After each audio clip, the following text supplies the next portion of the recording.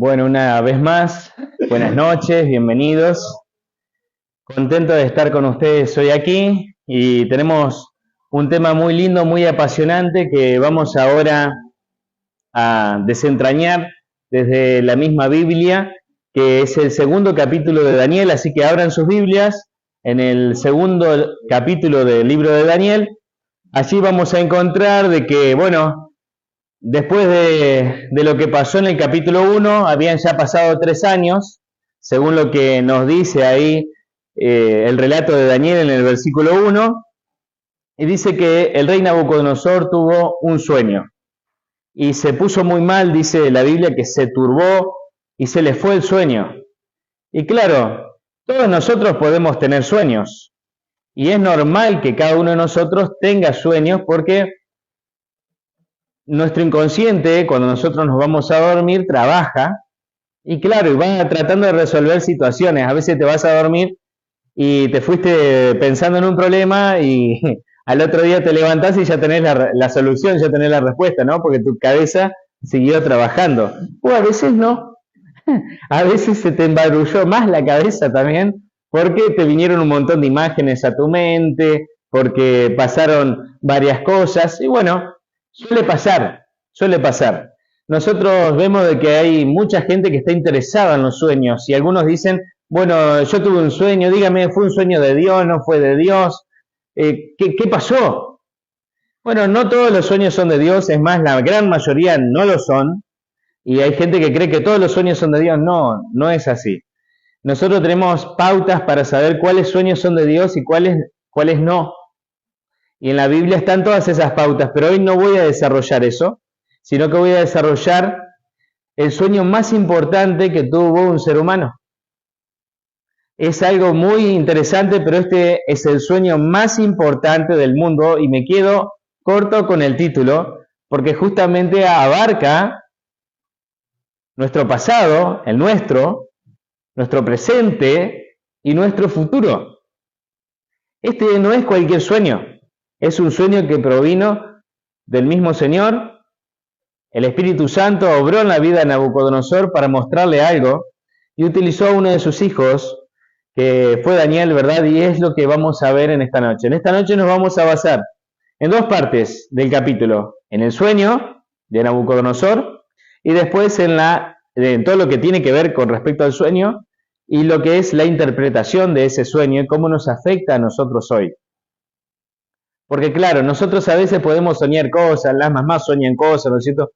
Como que presienten cosas, ¿verdad? Las mujeres y todo, que tiene que ver con sus sentimientos, ¿no? El presentimiento, tiene que ver con el sentimiento, es la emoción cargada en el cuerpo, lo que genera, ¿no es cierto?, un juicio anticipado de algo que puede llegar o no a suceder, pero en lo cual nosotros hoy vamos a ver no cosas basadas en sentimientos, sino más bien basadas en una revelación divina. Y esto es algo muy interesante porque, claro, es uno de los dones del Espíritu Santo, el poder saber interpretar los sueños. Poder saber si una persona, cuando te cuenta su sueño, ese sueño fue de Dios o no. Pero ahora vamos a ver uno que no hay duda con respecto a esto de que fue un sueño de Dios, porque tiene marcadas evidencias históricas sobre este asunto.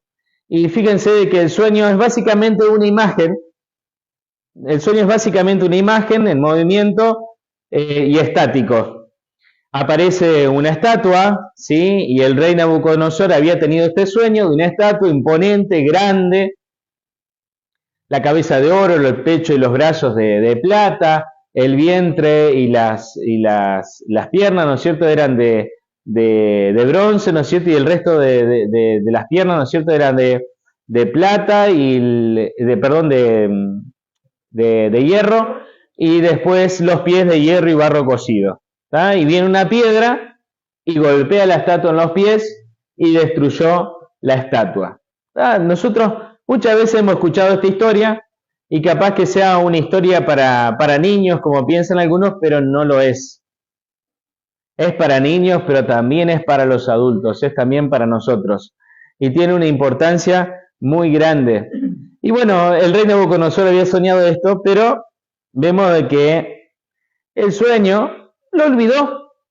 El versículo 3, claro, en el versículo 2 dice que hizo llamar el rey a los magos, astrólogos, encantadores y caldeos. Toda gente que trabajaba con el espíritu de Satanás. Toda gente que tenía que ver con la adivinación, que tenía que ver con las artes oscuras. Y entonces estas personas fueron llamadas por el rey Nabucodonosor. En esa época eran las personas más instruidas, así que fueron llamados para ver qué pasaba. Vinieron y se presentaron delante del rey. Y entonces el versículo 3 les dice, el rey les dijo, he tenido un sueño y mi espíritu se ha turbado. Por saber qué cosa. El sueño. Por saber el sueño. Pero ahora vamos a ver lo que le respondieron en el capítulo 2, versículo 4. ¿Qué dice? Entonces hablaron Marcelo. los caldeos al rey en la Marcelo, lengua aramea. el micrófono. Leo. Daniel 2:4. Entonces hablaron los caldeos al rey en lengua aramea. Rey, para siempre vive. Di el sueño a tus siervos y te mostraremos la interpretación. Claro, ellos fueron llamados, entendieron lo que le dijo el rey, entendieron de que el rey se había olvidado del sueño, pero claro, ellos le dijeron, no, bueno, contanos el sueño y nosotros te lo vamos a interpretar. Ahora, la respuesta de Nabucodonosor es muy interesante porque les dice el rey, el asunto lo olvidé, pero si no me decís el sueño y su interpretación seréis hechos pedazos y vuestras casas serán convertidas en estercoleros. Pero si me decís el sueño y su interpretación, de mí recibiréis dones, favores y gran honra. Decidme, pues, el sueño y su interpretación. El rey no andaba con juegos. El rey no quería que lo versearan.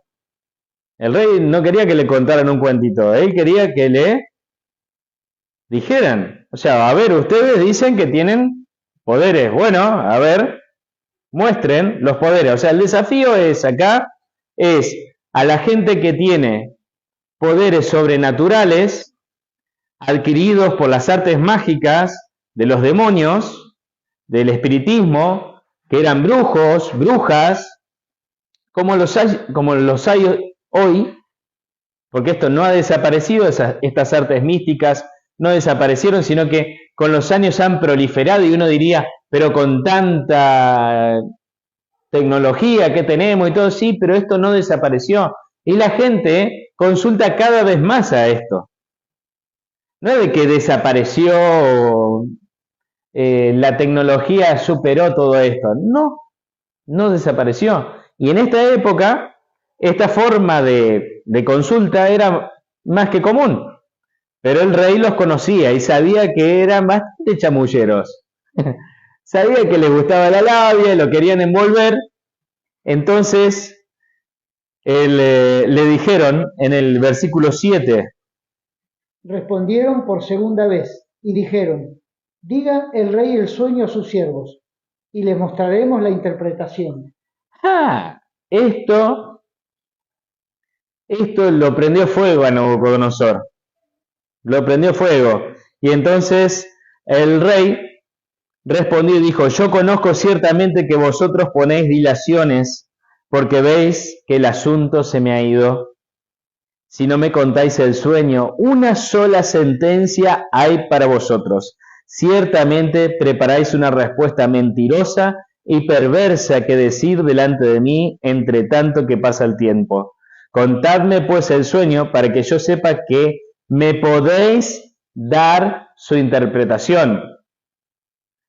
Entonces los magos, los astrólogos, los caldeos, todos los que practicaban las artes de adivinación, con sapos, serpientes, con huesos, con sangre de animales, y todos estos artilugios que utiliza la magia blanca, magia negra, magia roja, no importa qué magia sea, y que incluso se ha metido dentro de iglesias que son supuestamente cristianas hoy en día.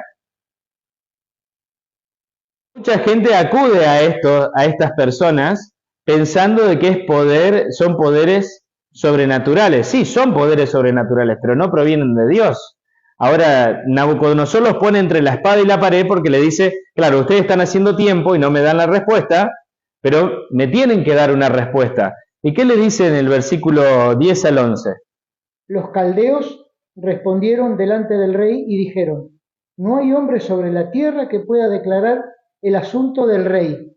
Además de esto, ningún rey, príncipe ni señor preguntó cosa semejante a ningún mago, ni astrólogo, ni caldeo, Y el 11 también. porque el asunto que el rey demanda es difícil, y no hay quien lo pueda declarar al rey, salvo los dioses cuya morada no es con la carne. Qué interesante. Los muchachos estaban, estaban nerviosos, se estaban poniendo nerviosos porque, claro, dijeron, la primera cosa, ante el desafío de Nabucodonosor, le dijeron, no hay hombre sobre la tierra que dé esta respuesta. La segunda razón, ¿no es cierto?, que le dan ante el desafío de Nabucodonosor es, no ha habido nunca un príncipe o un rey que haya pedido esto. Y la tercera razón es de que esto no es de conocimiento humano, sino que es una cosa de los dioses. O sea, se estaban enterrando solitos. Si ellos decían consultar a los dioses, pero ahora los demonios que tenían alrededor no podían saber lo que había pasado dentro de la cabeza de Nabucodonosor, porque la Biblia dice que el único que conoce nuestros pensamientos es Jehová, que es Jesús. Y Jesús había mandado esto por medio del Espíritu Santo a la vida de Nabucodonosor, y los demonios no tenían acceso a esta información. Por más que hubieran buscado en la web de esa época, no hubieran tenido acceso. Y si hubiera sido en esta época, tampoco hubieras tenido acceso. ¿Por qué? Porque, claro, esto había sucedido en la mente de Nabucodonosor. Y este secreto estaba solamente reservado para un hijo de Dios. Los que interpretan sueños en la Biblia y pueden recibir visiones y sueños son los hijos de Dios, no los hijos de los hombres. Los hijos de los hombres pueden recibir sueños e interpretaciones de parte de los demonios, pero aquellos que son dirigidos por el Espíritu Santo son los hijos de Dios. Y acá hay una clara diferencia entre los astrólogos, magos, caldeos y un hijo de Dios. El desafío de ellos, ¿no es cierto?, era que no existía tal hombre. No existía tal hombre, pero sí existía, sí estaba, y por eso es que Dios responde de esta manera, ¿no? Y vamos a ver versículos 12 y 13. Seguimos con la historia. Dice, por esto el rey, con ira y con gran enojo, mandó que mataran a todos los sabios de Babilonia. Se publicó pues el edicto de que los sabios fueran llevados a la muerte, y buscaron también a Daniel y sus compañeros para matarlos. Acá hay un problema. Estos que metieron la pata hasta la cabeza, se habían hundido en fango, lo estaban arrastrando a los hijos de Dios. Los estaban arrastrando a Daniel y a sus amigos, que según habíamos visto en el capítulo 1, habían tenido entendimiento gracias al Espíritu Santo, porque justamente habían sido probados, y su espíritu había sido probado, su inteligencia había sido probada, porque su inteligencia no pertenecía a ellos mismos, por ellos mismos, sino que pertenecía al Espíritu de Dios. Por eso los hallaron 10 veces mejores. A estos los estaban arrastrando. Ahora, fíjate vos, qué interesante, ¿no? Porque en los versículos 14 al 16 presenta la actitud de Daniel. Entonces Daniel habló sabia y prudentemente a Arioc, capitán de la guardia del rey, que había salido para matar a los sabios de Babilonia. Habló y dijo a Arioc, capitán del rey: ¿cuál es la causa de que este edicto se publique de parte del rey tan apresuradamente? Entonces Arioc hizo saber a Daniel lo que había, y Daniel entró y pidió al rey que le diese tiempo y que él mostraría la interpretación al rey. Esto es jugársela, ¿no? Esto es jugársela. Pero ya que vamos a morir, vamos del todo por el todo. Porque ya estaba jugado, ¿sí? O sea, ya iba a morir de todas maneras.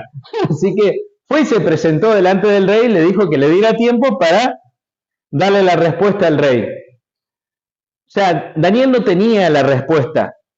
Él no tenía la respuesta.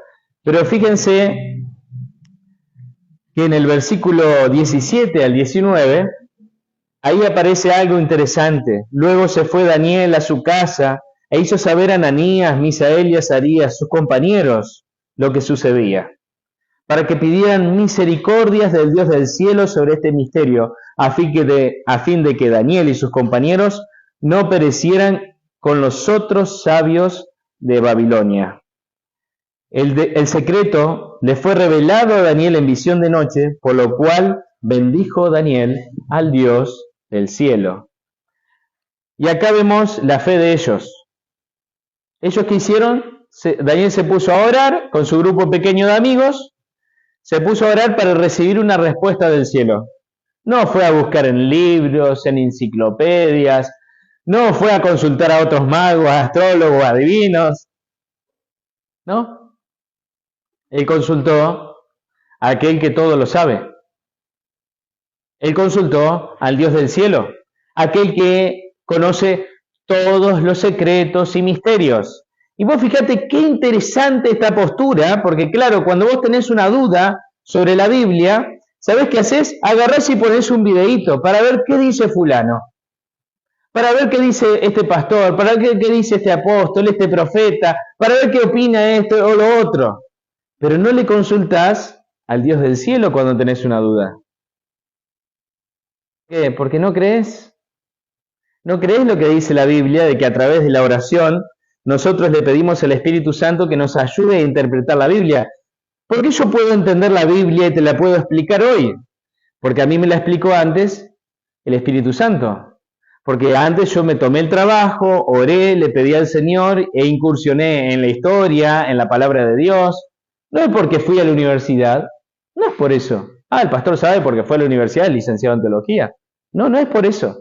¿Cuántos compañeros o colegas hay de que, bueno, entienden un poquito, pero no se quieren meter porque o los escuchás por internet y ves de que lo estás leyendo en la Biblia y ves que lo que te está diciendo y lo que dice la Biblia no coincide? Ojo con eso. Ojo cuando una persona te dice, no, pero a mí me parece, yo creo que, o yo siento que lo que la Biblia dice. Ojo con eso, porque eso es interpretación privada. Y la Biblia te advierte y te dice que ninguna profecía es de interpretación privada, sino que los santos hombres de Dios hablaron siendo inspirados por el Espíritu Santo.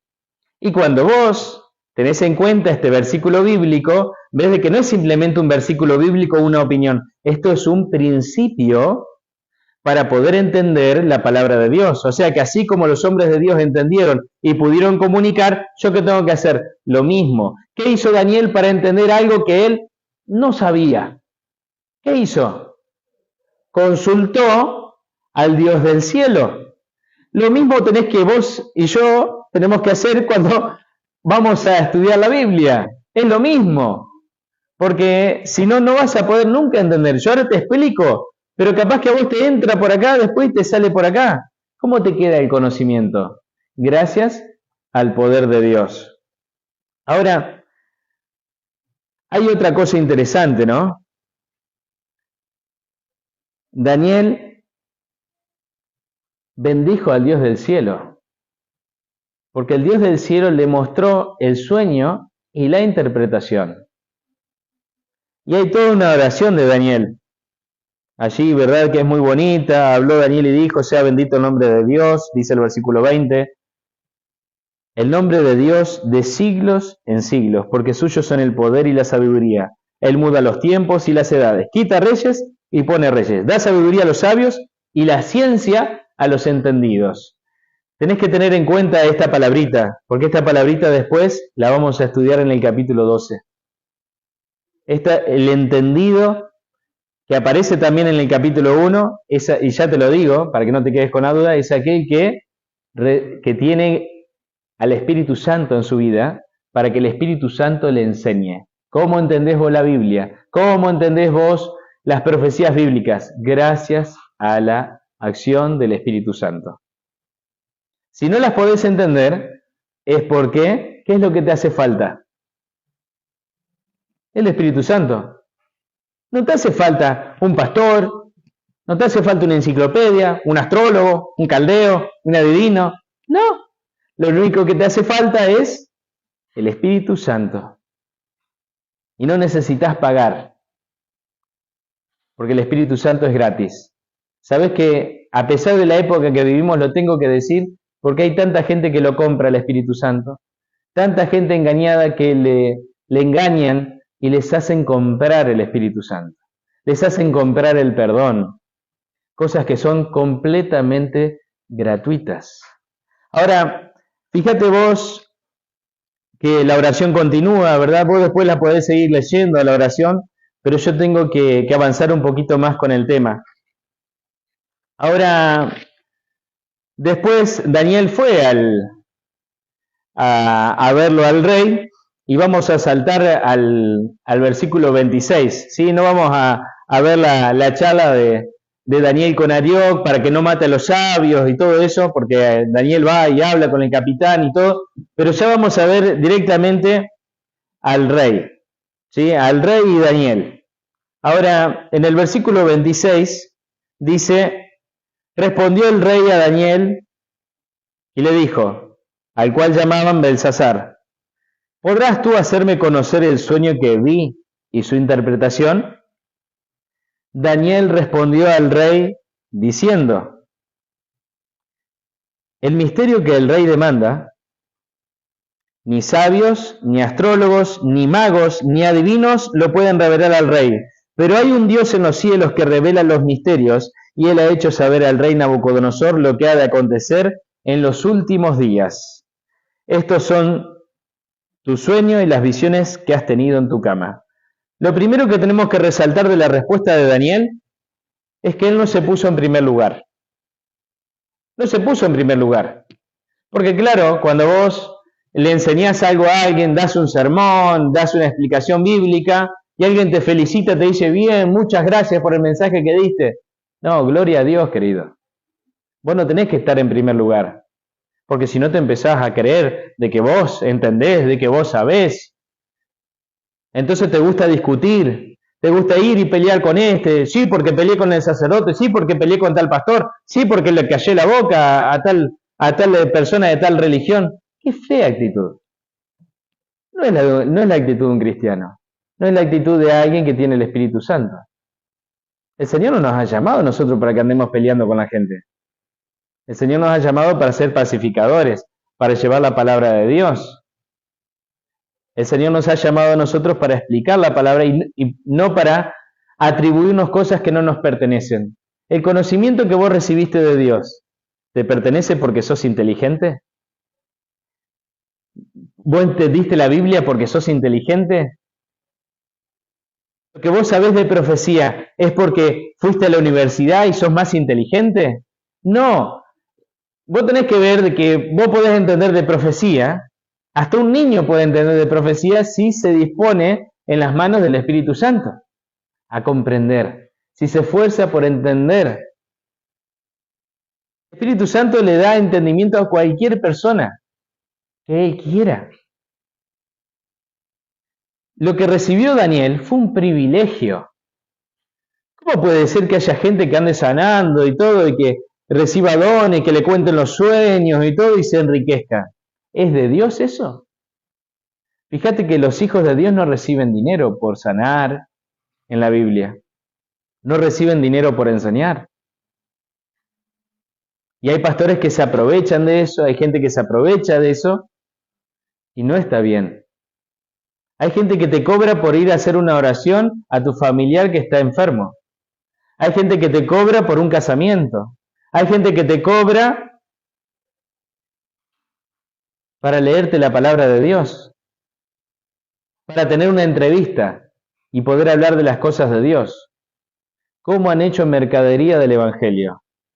Todo lo contrario al comportamiento de un hijo de Dios. ¿Viste la diferencia? Los astrólogos, los magos, los caldeos iban a recibir grandes dones de Nabucodonosor si ellos interpretaban.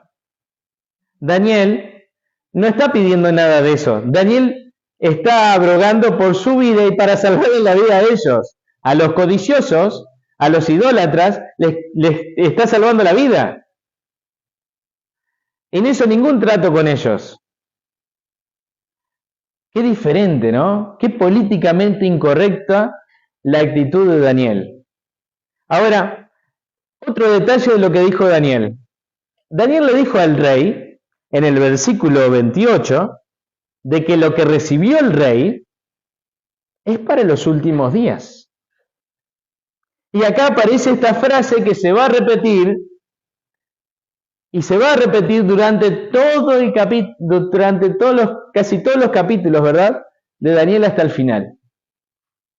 Esta frase, los últimos días, le tenemos que prestar atención. Es una frasecita que la tenemos que guardar y tener anotada, porque después vamos a ver a qué se refiere. Entonces, ¿qué queremos llegar a decir, no es cierto? Fíjense que en el versículo 29 y 30 dice: estando tú, rey, en tu cama, te vinieron pensamientos por saber lo que había de suceder en lo porvenir. Y el que revela los misterios te mostró lo que ha de ser. Quería saber algo, Nabucodonosor, lo que iba a venir. Quería saber el futuro. Entonces, ¿Dios qué hizo? Le muestra, ¿qué cosa? El futuro. ¿Qué futuro? Los últimos días. Los últimos días. Y esto, aunque suene hueco para algunos, es una frase muy importante dentro de la profecía. Ahora dice el versículo 30, y a mí me ha sido revelado este misterio, no porque en mí haya más sabiduría que los demás vivientes, sino para que se dé a conocer al rey la interpretación y para que entiendas los pensamientos de tu corazón. ¿Qué estaba haciendo Daniel? Daniel estaba haciendo parte del mensaje.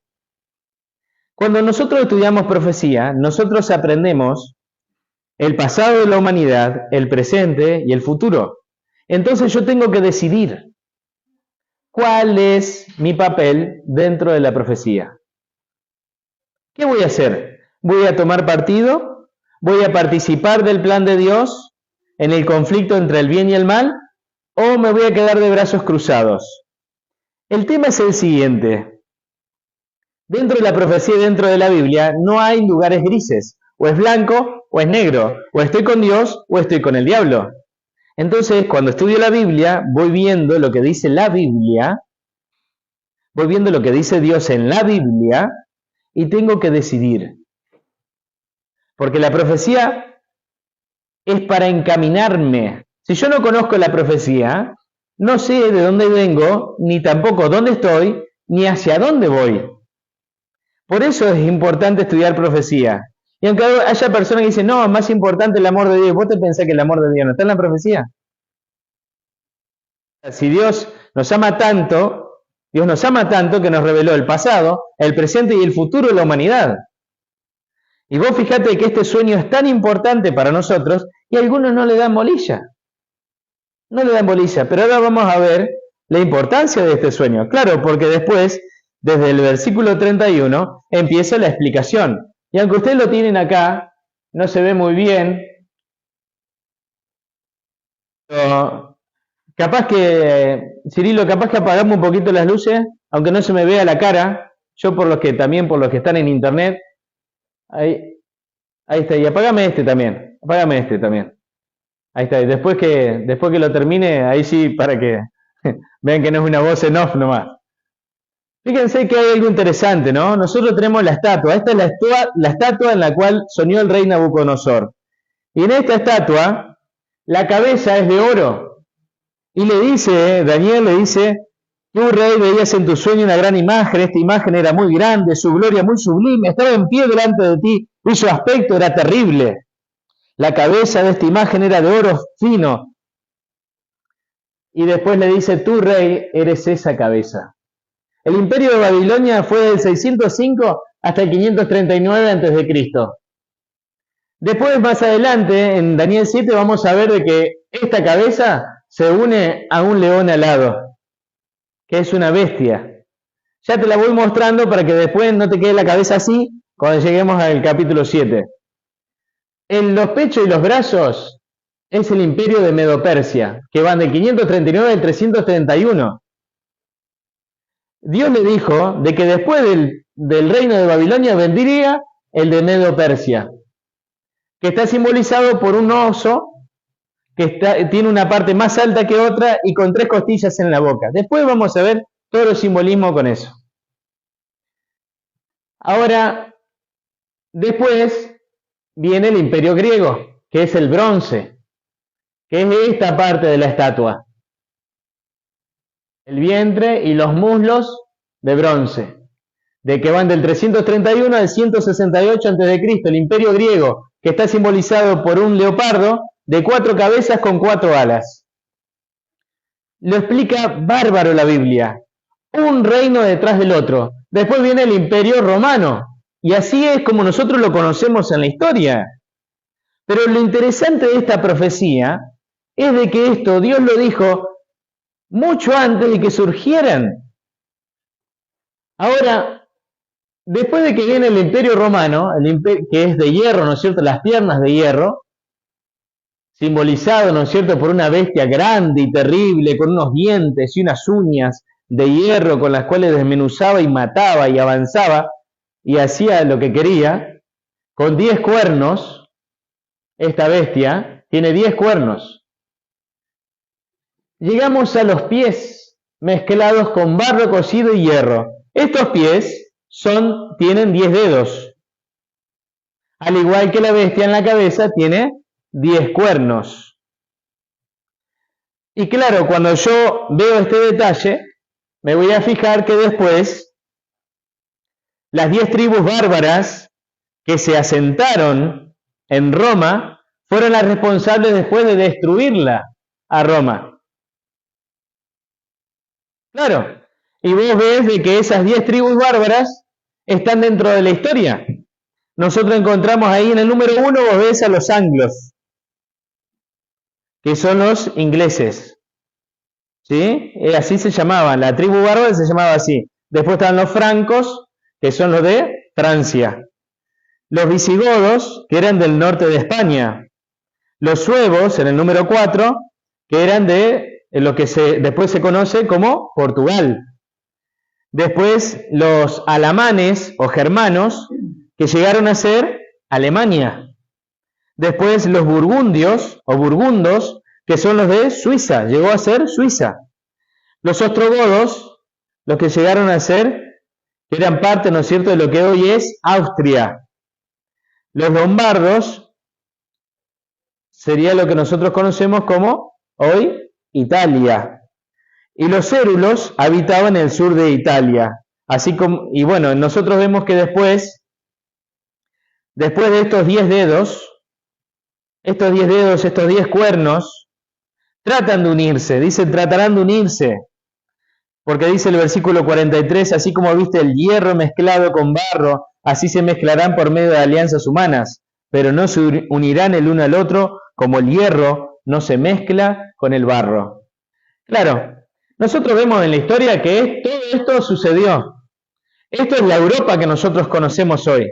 Es la Europa dividida, que hasta el día de hoy, por más que han tratado de hacer alianzas y todo, vos ves la historia. Por favor, repasá un poquito la historia. Vos vas a ver que la hija de un rey de España se casó con uno de Francia, después uno de Inglaterra se casó con uno de Francia, y así se fueron mezclando, tratando de hacer alianzas humanas, alianzas políticas, entran, salen, el Brexit, y todo eso, ¿no? Llegamos hasta el día de hoy, y tratan de mantener la unión, pero no pueden. No pueden. No pueden, porque así está profetizado que debía suceder.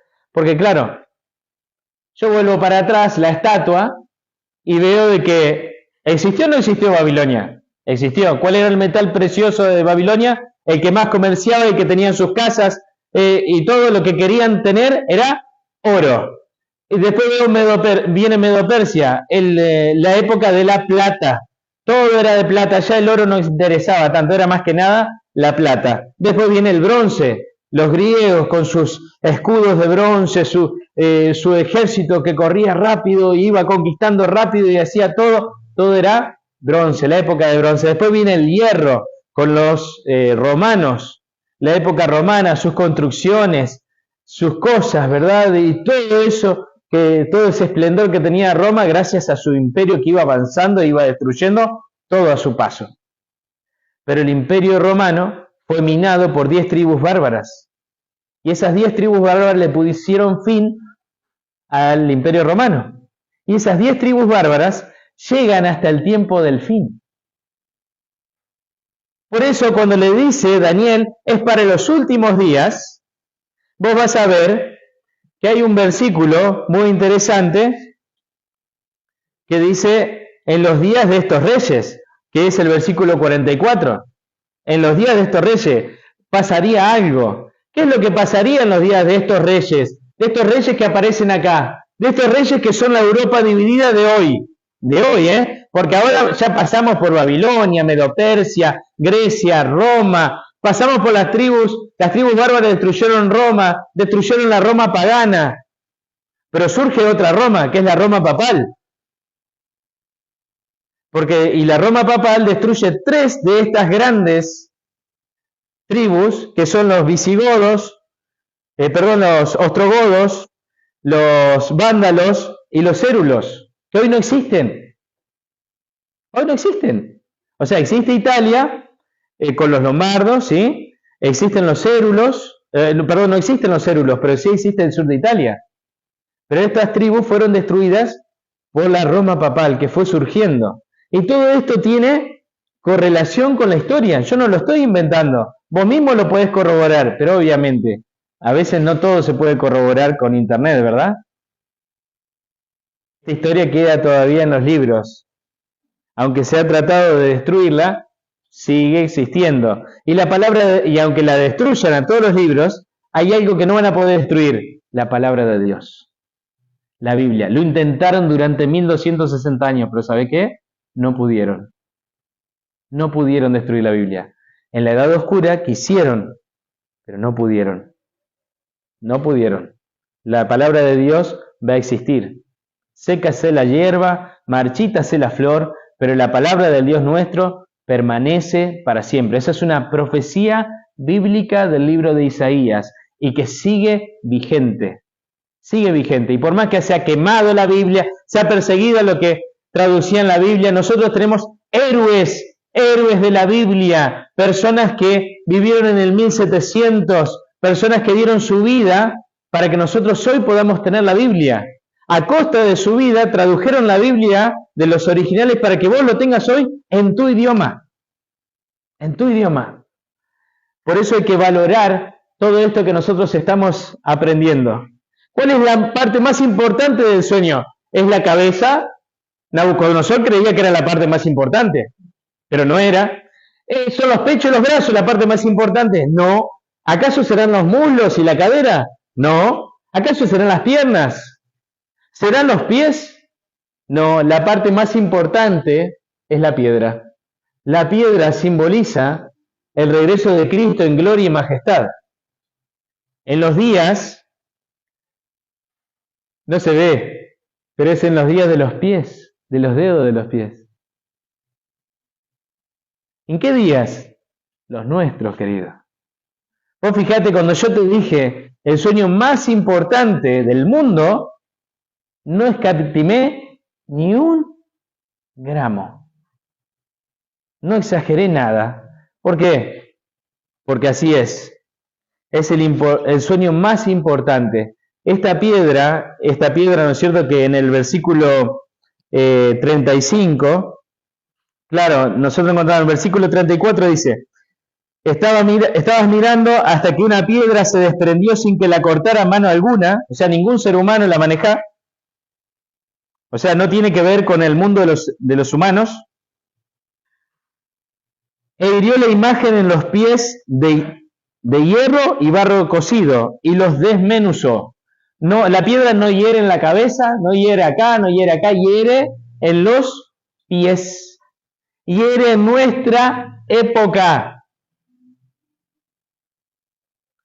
Ahora está bueno ver esto porque, claro, mucha gente dice, no, pero siempre se ha hablado del regreso de Jesús, pero vos fíjate que Jesús hablaba de su regreso cuando estuvo acá en la tierra, pero mucha gente no tiene ni idea de que la segunda venida de Cristo, la segunda venida del ungido de Dios, del Mesías, del Jehová bíblico, se repite una y otra vez en las profecías del Antiguo Testamento. Y una de ellas es Daniel 2. Ahora, la piedra, dice en el versículo 35, entonces fueron desmenuzados también el hierro, el barro cocido, el bronce, la plata y el oro, y fueron como tamo de las eras del verano, y se los llevó el viento sin que de ellos quedara rastro alguno. Pero la piedra que hirió la imagen se hizo un gran monte que llenó toda la tierra. Llenó toda la tierra. ¿Qué significa eso? Significa que hay un reino que se va a instaurar en este mundo, pero que no es de este mundo. Es el reino de Dios. Y a pesar de que no da todos los detalles en base a lo que va a dar, pero sí después lo da el libro de Apocalipsis, esta es una enseñanza para nosotros hoy. Saber de que la humanidad no mejora por sí misma, saber de que a pesar de que haya una agenda global, la agenda del 2030, la agenda 2030 para acabar con la pobreza, dice, wow, muy alto el estándar, ¿no? No lo han podido hacer en siglos, en milenios, pero ellos lo van a hacer. Pero no pueden, porque hay una profecía inclusive con respecto a eso. No van a poder, porque el ser humano no corrige sus propios errores. Según esta profecía bíblica, y que puede corregir los errores del ser humano y acabar con toda la influencia humana, es el Señor. Porque vos fijate de que cuando nosotros vemos esta estatua, nosotros vivimos en los pies, pero nosotros tenemos la influencia de todas estas culturas. Sí, es así. Nosotros tenemos la influencia de Babilonia con sus enseñanzas, sus fiestas, sus festividades, con todo eso que nosotros hoy festejamos. Y tenemos las enseñanzas de Medo-Persia, tenemos las enseñanzas de Grecia, con sus culturas, sus dioses, con todo eso. Todo hemos ido absorbiendo y hemos ido acumulando la humanidad y hemos ido repitiendo y repitiendo cosas que no son bíblicas, enseñanzas que no tienen que ver con el Señor, con enseñanzas acerca de la muerte, enseñanzas acerca del infierno, enseñanzas acerca de qué pasa con los muertos, enseñanzas acerca de la salvación, de los ídolos, la idolatría, todas esas cosas que no están dentro de la Biblia, que no están habladas por el verdadero Dios, pero sí están comunicadas a través de la tradición. La tradición y la ciencia, la cual es más importante que la Biblia.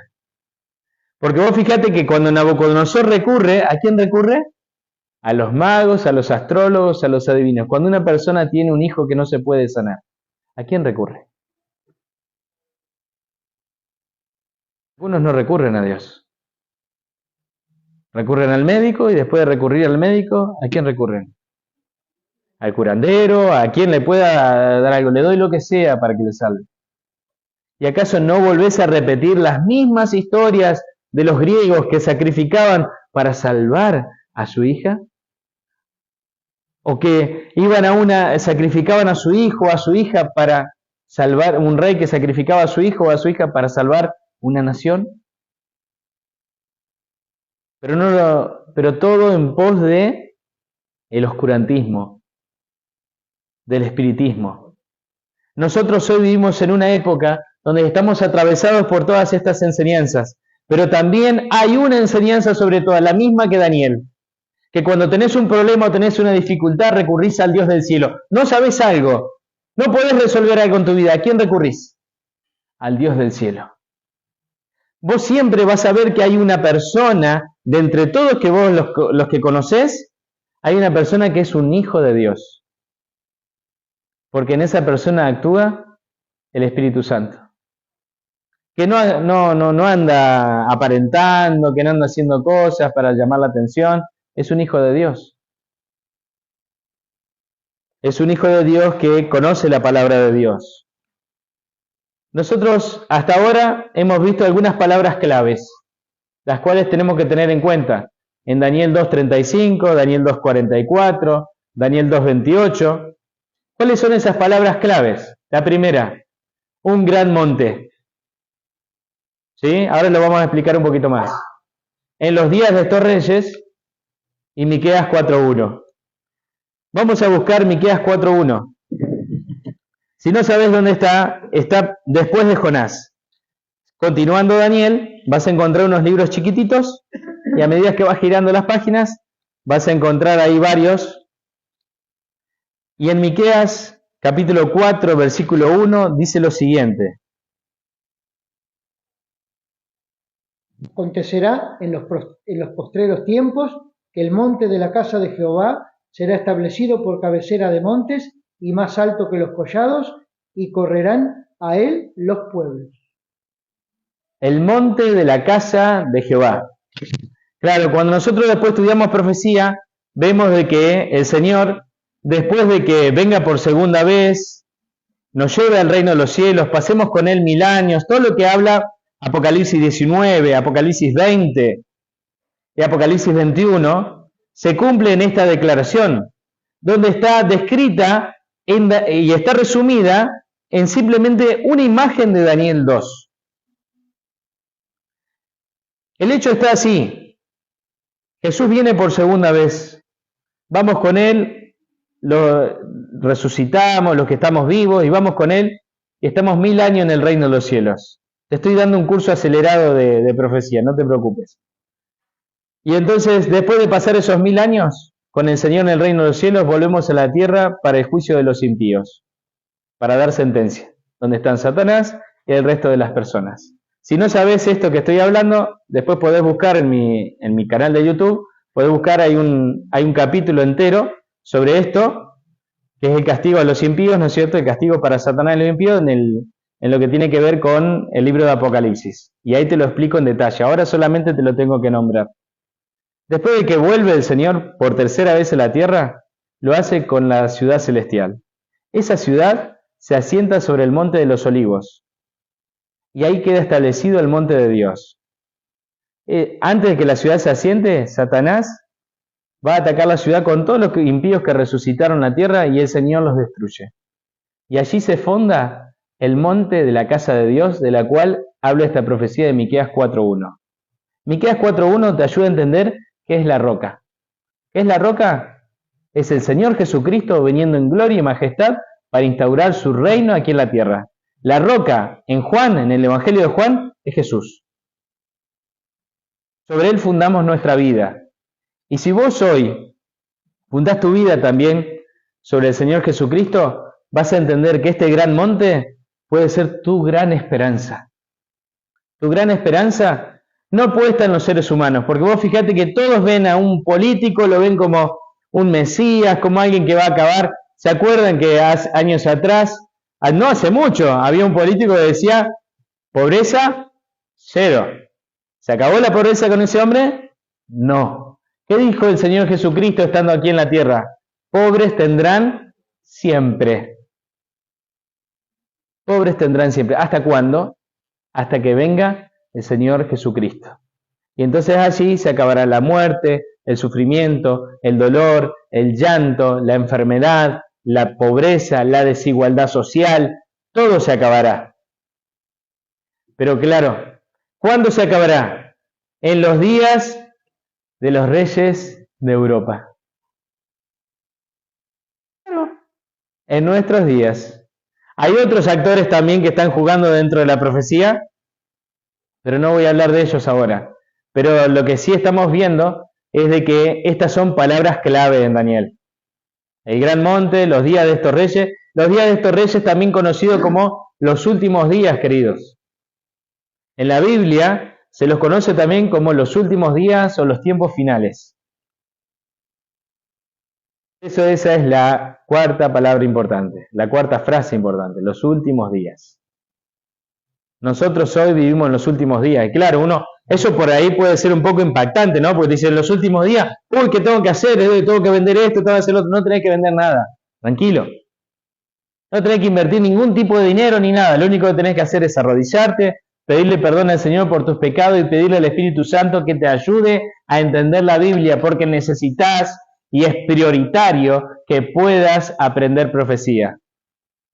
Que puedas saber dónde estás parado. ¿Para qué? Para que vos seas parte del mensaje y no te quedes afuera. ¿Cuáles son las lecciones para nosotros en el tiempo del fin, o sea, ahora?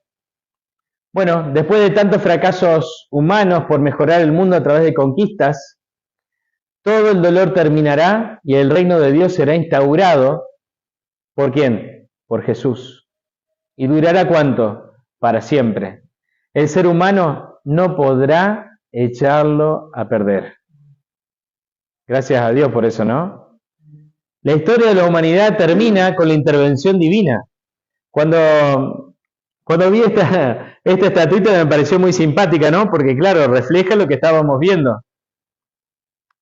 Jesús va a venir y va a dar de lleno en los pies y toda la estatua se va a destruir. Todas las tradiciones, culturas, enseñanzas, todo el conocimiento humano se va a destruir para entrar en una era de paz y prosperidad divinas. Pero ¿cuántos predican de esto?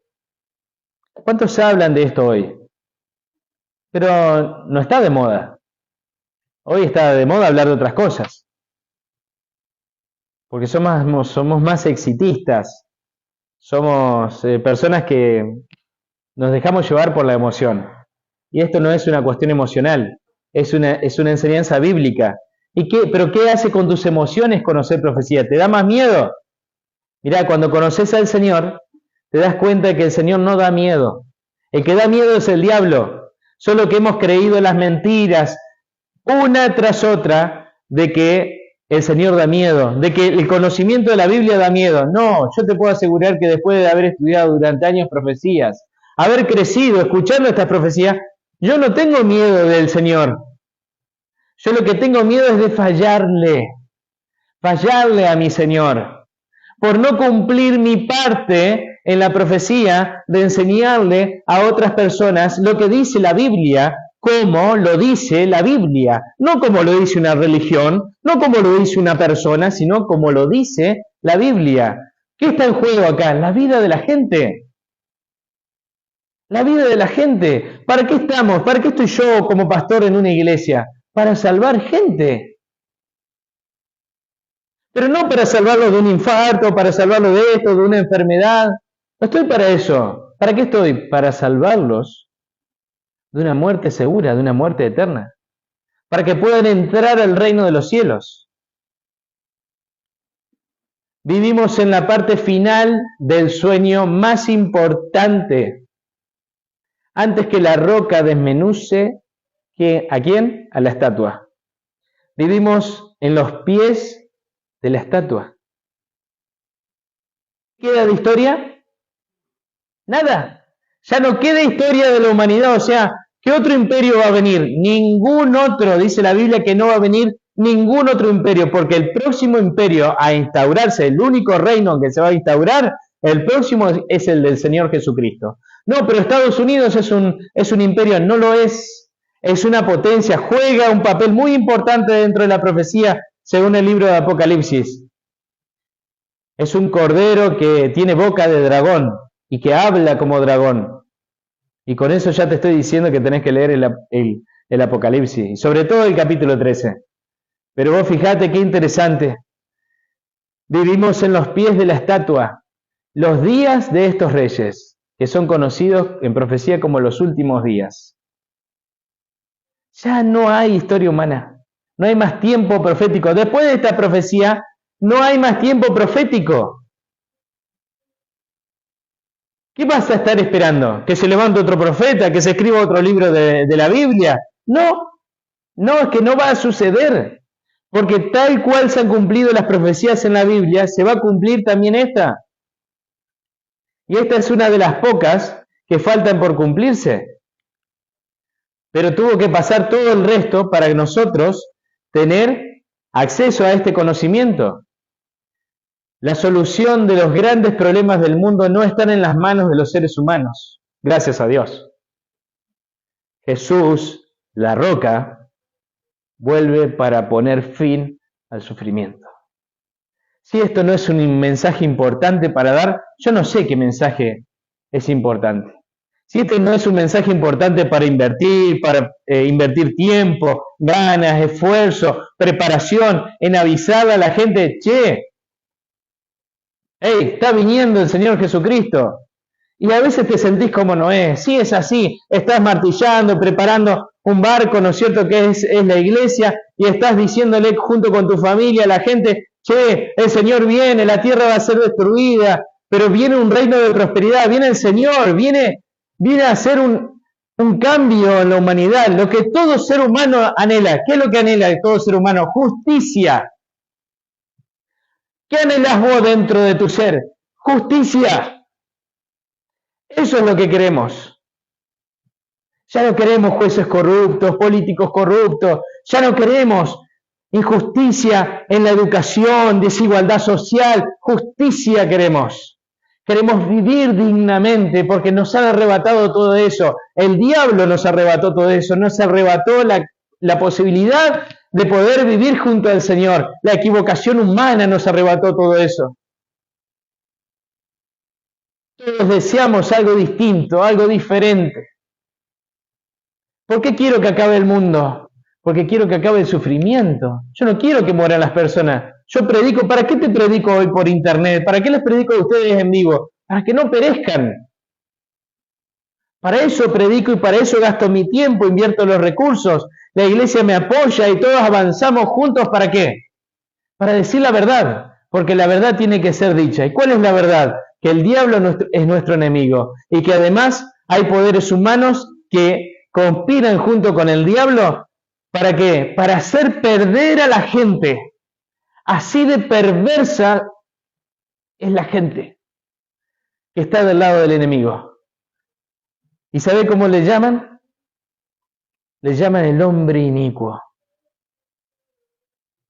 Lo vamos a ver y lo vamos a explicar en este mismo seminario. Pero ahora yo te quiero mostrar esta imagen. Esta imagen es la imagen que nosotros tenemos que visualizar ahora. Bájame un poco las luces de Cirilo para que la gente también que nos vea a través de las redes la pueda visualizar mejor. Esta imagen la podés buscar por internet también. Es una imagen de la segunda venida de Cristo. No es tal cual, porque obviamente ahí falta el Padre, obviamente ahí faltan los carros de los ángeles, faltan un montón de detalles que describe la Biblia. Pero ¿sabés qué es lo importante de esta imagen? Es que el que está sentado en el trono es la roca. Que viene no para traer el apocalipsis y la destrucción del mundo, sino que trae la solución. Lo que hemos anhelado los cristianos, los hijos de Dios, durante siglos. La solución a los problemas de este mundo. Él es la justicia. ¿Sabes que en la Biblia Él es la justicia? Y tiene como título la justicia de Dios. ¿Qué vio el rey Nabucodonosor? Vio nuestros días, los tiempos finales, los últimos días en el cual aparecería la justicia de Dios. Y eso es lo que nosotros anhelamos. Por eso te invito ahora para que podamos orar y para que el Señor nos ayude a poder aceptar esta gran verdad y a poder anhelar la justicia de Dios y no la de los hombres, a poder anhelar el reino de Dios y no el reino de los hombres. Vamos a orar. Querido Padre que estás en el cielo, Señor, gracias por esta enseñanza tan importante de la Biblia, este sueño tan importante que tuvo un rey pagano hace tanto tiempo, Señor, atrás. Pero, Señor, vemos de que ha pasado el tiempo, tu profecía se ha cumplido al pie de la letra y hoy estamos tan cercanos al regreso de Cristo que te alabamos, Padre, y queremos estar preparados para ese día. Ayúdanos a participar, a ser parte del mensaje que tú tienes, Señor, para transmitir al mundo, para que podamos ser el mensaje, Señor, en esta época de tanta oscuridad, para que podamos decir la verdad y mostrar, Señor, al mundo que tú vienes en gloria y majestad junto a Cristo, Señor. Rogamos tu bendición, rogamos tu ayuda, en el nombre de Cristo Jesús. Amén. Amén.